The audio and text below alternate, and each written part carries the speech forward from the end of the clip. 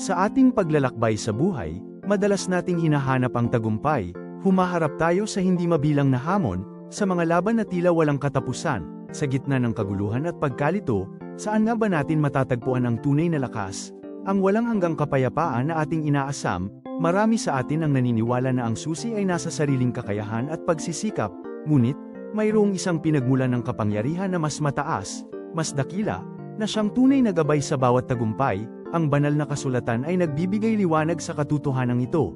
Sa aklat ng mga bilang, partikular sa Kabanata 31, nasasaksihan natin ang isang mahalagang aral. Kahit sa mga panahong tila mayroong digmaan at pagsubok, malinaw na ipinapakita na ang Diyos ang siyang gumagabay, siya ang ating dakilang pinuno, ang ating walang hanggang commander, ang bawat hakbang, ang bawat desisyon, ay nagmumula sa kanyang banal na kalooban at perpektong katarungan. Hindi ito tungkol sa karahasan ng tao, kundi sa banal na layunin ng Diyos para sa kanyang mga anak. Sa ating modernong panahon, ang prinsipyo ay nananatiling totoo.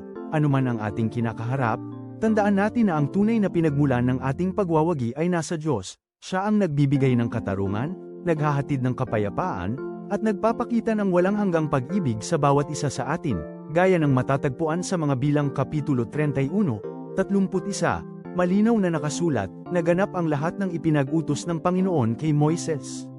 Ipinapaalala nito sa atin na ang ganap na tagumpay ay matatagpuan lamang sa pagsunod at lubos na pagtitiwala sa Kanya. Siya ang ating Diyos, ang ating banal na sandigan, puno ng pag-ibig at walang hanggang kapangyarihan. Hayaan nating gabayan niya ang bawat sandali ng ating buhay.